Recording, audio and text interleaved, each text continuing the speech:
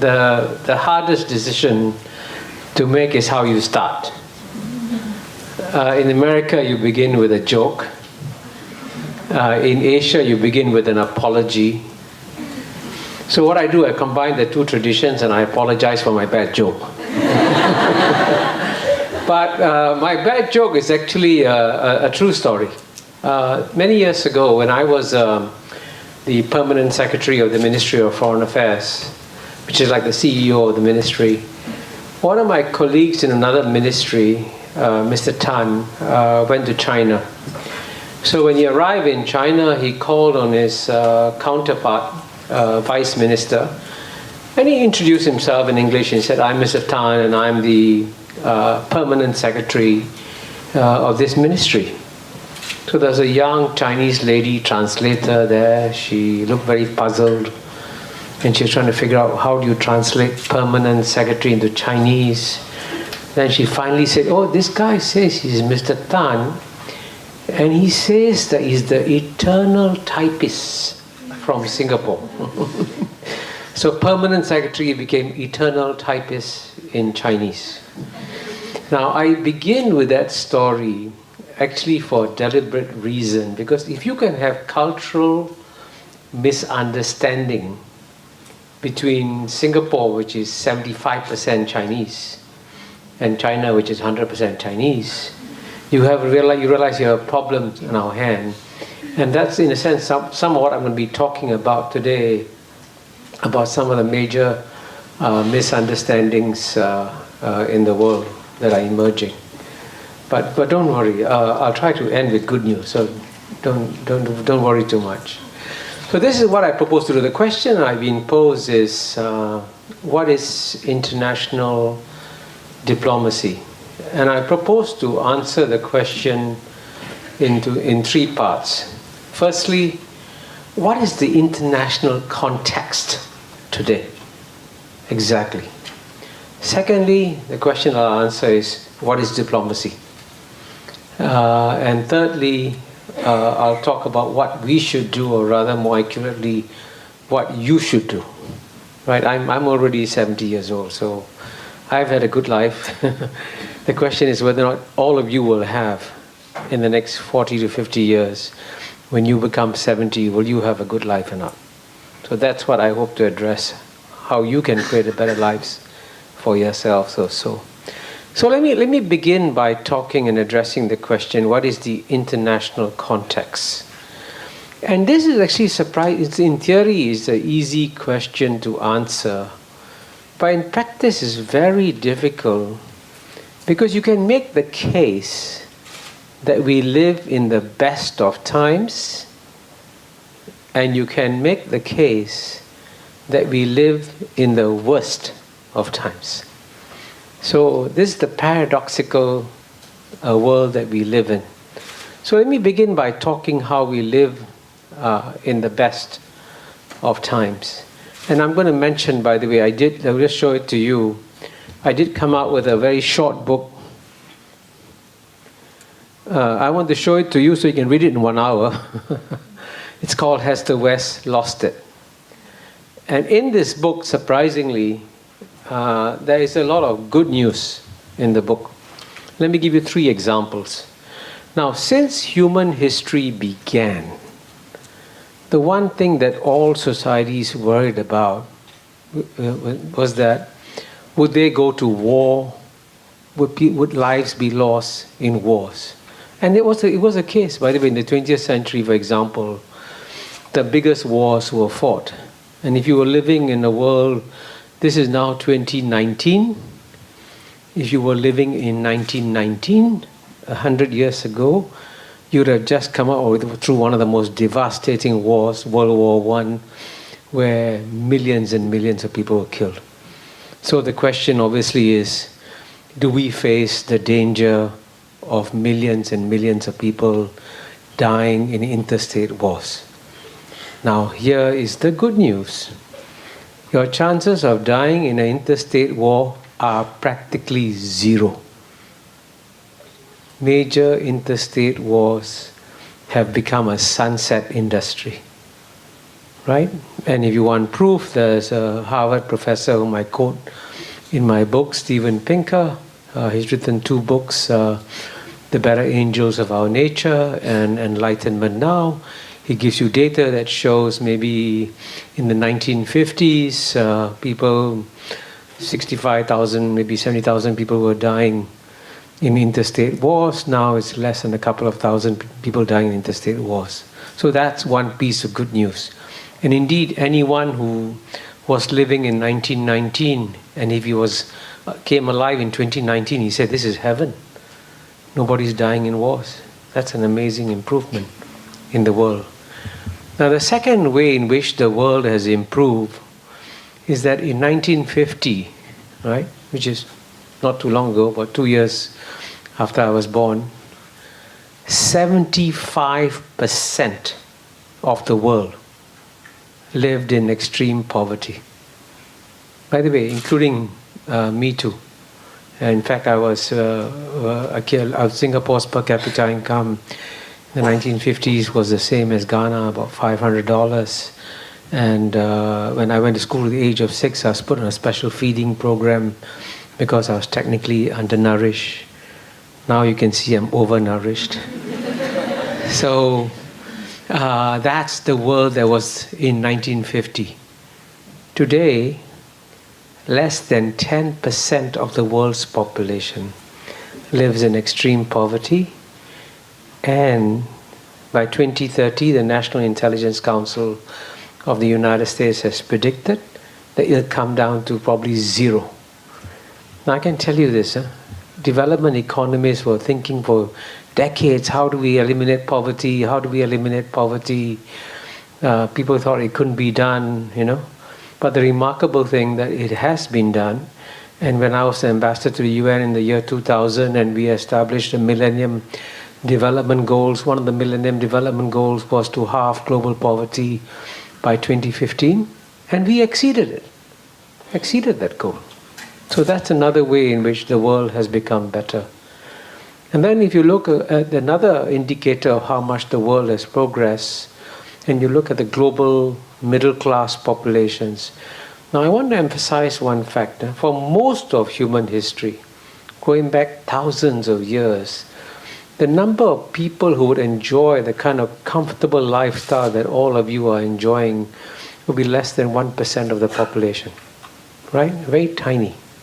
Most people led very hard lives and their life expectancy was 30, 40 years old, you know. But today, the global middle class population is already 1.8 billion out of 7.5 billion. By 2020, it's going to hit 3.2 billion. And by 2030, it will be 4.9 billion. So more than half the world's population is going to enjoy global middle class living standards. And believe me, any future historian looking back at human history over the past 30 years would say that the past 30 years of human history have been better than the past 300 years or the past 3,000 years of human history. Quite remarkable. We live in remarkable times. And the question, of course, is why this is happening, and then I discuss that also in my book, and I speak about it, and it's about what I call one of the things. Of course, as you know, the first civilization to succeed was Western civilization. Through the Enlightenment, the Renaissance, the Industrial Revolution, initially the West used the power to colonize to dominate the world, but after that it shared the gifts of Western wisdom with the rest of the world, and over time the spread of what I call the gifts of Western wisdom have improved the world dramatically. And again, there have been many what I call silent revolutions, like for example, the spread of good governance throughout the world. Governments around the world, in all your countries, are building things like roads, bridges, ports, hospitals, schools. So there's a progressive improvement in the human condition as a result of the spread of what I call some Western ideas, and the world is getting better and better. So you can see you should all be happy and celebrating and say, hey, we live in the best of times. So now let me give you some bad news. Why do we live in the worst of times. We live in the worst of times because we are actually going to face some very serious challenges, both on the geopolitical front and on the domestic front. Again, I'll give you 3 examples again. On the geopolitical front, I can assure you for sure that in the next 10 years at least, you'll be obsessed between the competition, obsessed with the competition between the world's number 1 power today, which is the United States of America, and the world's number 1 emerging power, which is China. And that will be, in one way or another, will affect all your lives, no matter where you are. And I can say that with some confidence, because one of the reasons why you might notice I'm looking very relaxed today is because I sent off my 88,000-word manuscript to my publisher in New York. It's a book on U.S.-China relations. It'll be coming out in spring next year. Please Google and buy it right away, even before it goes to print. Political front is going to be played out in the military front, is going to be played out in the cultural front, and also in what I call the primacy front. So it's a multi-dimensional struggle that is about to break out between the United States and China. And you'll find that countries will have to choose. I'll give you a very simple example. You're all, so far you notice I've been very good. I haven't mentioned President Donald Trump once. I will be mentioning him later. But just to illustrate to you that this has nothing to do with Trump, even when the United States had a very reasonable, kind, peaceful president like Barack Obama, right? Surely you'll agree he's a very nice guy. But even in his time, when China decided to create something called the Asian Infrastructure Investment Bank, AIIB, and Asia, by the way, needs an infrastructure bank because Asia has got to spend trillions of dollars on infrastructure. China agrees to set up a bank to help Asians build infrastructure. And because China proposes, United States opposes. And sure enough, all the countries got a phone call saying, don't join, very dangerous, Chinese bank, don't join. And sure enough, Australia didn't join, Japan didn't join, South Korea didn't join, but surprisingly, almost all the other Asian countries joined, and even the best friend of United States, well, best friend until last week, was United Kingdom. United Kingdom joined also. And so that was a sign of that's the kind of trouble that you get when a competition breaks out between the United States and China. And more countries will have to make more and more painful decisions on more and more subjects as the conflict, as the competition builds up. So that's clearly one major geopolitical tension that we have to learn to live with.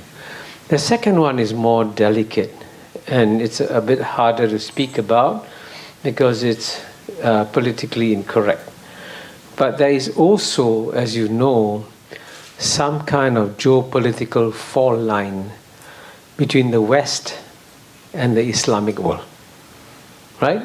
And it's, of course, as you know, there have been all kinds of wars in so many Islamic countries that have been going on for the last 2 decades, especially since 9/11 happened in New York in 2001. And I actually know the impact of 9/11 because I was in Manhattan when 9/11 happened, and I know the shock and pain and grief that the American people felt. And as a result of the shock and the pain and grief, the United States reacted angrily. And first it launched a war in Afghanistan. And that war in Afghanistan is considered under international law legitimate because the United Nations Security Council endorsed and said, yes, the United States has a right to retaliate when it is attacked, and so it invaded Afghanistan. But then 2 years later, the United States invaded Iraq, and that war is considered illegitimate because the United Nations Security Council did not endorse that war. In fact, it was my good friend who sadly passed away, Kofi Annan, who bravely said that the Iraq war is illegal, for which he suffered a great deal, but he told the truth. So, but that's just two examples, and since then there have been many other wars also between the West and the Islamic world. And this is another fault line. So I hope in the Q&A period you can ask me some questions on these issues, and I'm happy to discuss them. My only request is please try to think of the most difficult question, because I find the more difficult the question, the easier the answer. The easier the question, the harder to answer. It's a real paradox. So I actually would prefer you to come out openly and speak about what's on your mind. Now, so far, the two challenges I've spoken about are the geopolitical challenges, but there's also a third challenge, which I also actually discuss in my book, Has the West Lost It? And the reason why I chose that title is that what is very puzzling is that the most successful civilization, as I said earlier, has been the West, and the West has always led the world in many ways for the last 200 years. Now what's surprising is that it is Western societies that are not progressing, but regressing. And what do I mean by regressing? I mean that they are electing populist governments. Governments that are, in a sense, instead of working to create international programs that work with the rest of the world, they're creating programs that work against the rest of the world. And this is where, of course, President Donald Trump comes in, because he actually believes that all the institutions of global governance, all the multilateral institutions that were gifts from the West to the rest after World War II, he sees them as being anti-American. So in one way or another, he's attacking every international institution. He's also attacking fundamental principles of global governance, like free trade is good for everybody. He is imposing tariffs, and what's interesting is that he's not just imposing tariffs on China. He's imposing tariffs on the two best friends the United States has, Canada and Mexico, and also on Europe and on Japan. And I just met someone who had a conversation with Gary Cohn. Gary Cohn is a former chairman of the National Economic Advisors Council, I think it's called. And one day Gary Cohn sat down with Donald Trump and tried to explain to him what you call Economics 101. Economics 101 teaches you that tariffs is bad, because that's how you get the Great Depression, and you should actually minimize the use of tariffs, and you should encourage free trade. That's Economics 101. So after he explained that to President Trump said, no, I'm sorry, I'm not going to change. So Gary Cohn asked him, why are you doing this? And Donald Trump replied, I like tariffs. He just enjoys it. It's a weapon. He uses it, and uses it, I must say, indiscriminately. And of course, if this carries on, then frankly, there is a danger for the world. And what's surprising is that we thought we only had one populist leader to deal with. In a few weeks' time, we may have another populist leader to deal with, who might actually outshine President Donald Trump, and his name is Boris Johnson. And if you had told me even 10 years ago that United States would elect Donald Trump and UK would elect Boris Johnson, I would have said no way. But it's a different world. You can see that's coming. So we can maybe in the Q&A talk about why this is happening. So that's the international context.